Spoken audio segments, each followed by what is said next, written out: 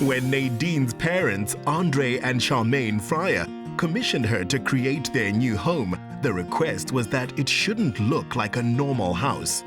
The brief was surprisingly broad for a couple who are both precise quantity surveyors, but it soon crystallized once they found their ideal site.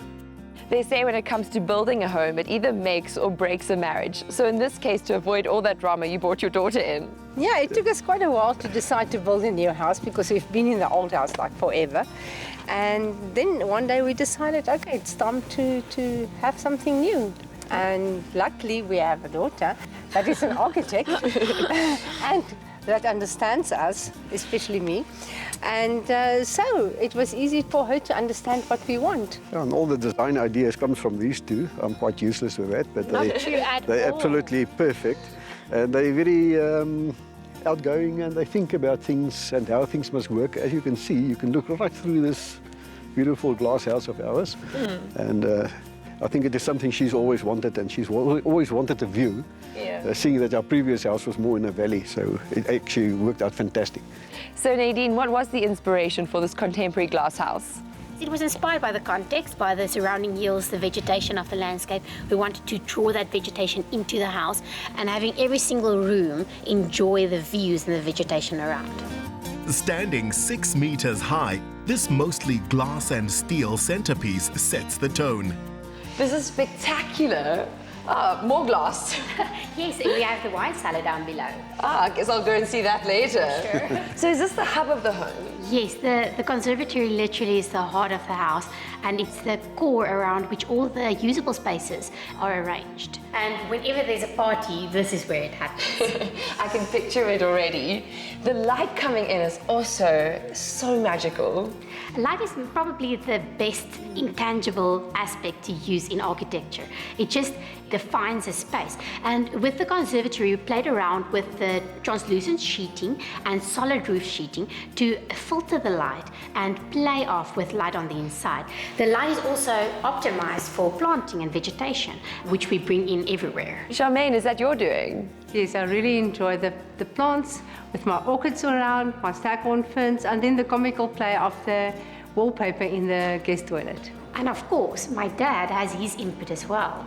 Yeah, I actually like some woodworking, and if you look over there, you can see I've made that table on the inspiration, of course, and we had the steel made by somebody else, and some of these cupboards around here I've also made. Unfortunately, I could not design all of it. That's not my strong point. That's why I've got a lovely architect daughter, and my wife is full of ideas.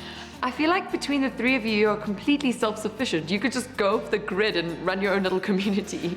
Yes, well, the house was designed with photovoltaic panels to take care of the electrical needs. And then there's a solar water heater, some dams located at the bottom of the property for water supply, not to mention the vegetable garden, which is a real hit.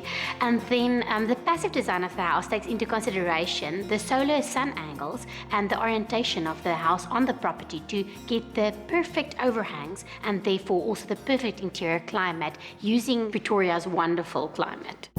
With no curtains or blinds, the inside and outside are effectively one and the same. This is amazing. So this kinetic door opens up the space to completely transform it into an outside patio. One of the last elements added during construction because we couldn't find anyone to build it. And finally we did, and I think here it is, and it's working exactly the way we designed it. It's absolutely amazing, multifunctional patio and dining room. The immediate surrounds were shaped by Nanji Costa. So you are the landscapist, is that correct? Yes, that's correct. It was quite challenging in the beginning because we had to move from Charmaine's previous residence where they stayed, where they had a forest landscape, into a grassland that flows over the escarpment, going naturally and organically onto the Bronberg. The natural grassland certainly works with the industrial feel of the home. I think to start off with the uniqueness of this landscape, it's very natural, and we try to keep it as organic and natural as possible, not to incorporate hefty design. And the uniqueness is definitely the conservatory, and we try to achieve from when you enter the home with different levels of planting, especially the Makoro installation, which is a permanent installation, to take the eye through the heart of the home and outside onto the organic landscape. Yes, we try to incorporate natural elements and also low maintenance. So the brickwork was left raw. We left the concrete soffits you'll see in the kitchen, we left completely raw. We have exposed timber trusses, IPR sheeting, and then of course we incorporated brickwork into the landscape, having a pathway that leads to the informal patio. The retaining wall uses local stone from on-site. To keep with the natural feel of the outdoors, they've gone for weathered timber. Inside, there's a subtle transition from the conservatory to the spaces leading off it. In the lounge area, we broke the continuity of the white cementitious floors with this insert of timber to create a blank canvas for Charmaine for her love for South African designers. For example, this chair by Ronald Jordan and the side table by Gregory Jenkins. Oh, this is so comfy. I think I might have to get the crew to take over presenting for me. Is that cool? Yes, these tables were designed by Laurie Feet. He also designed this wooden bench.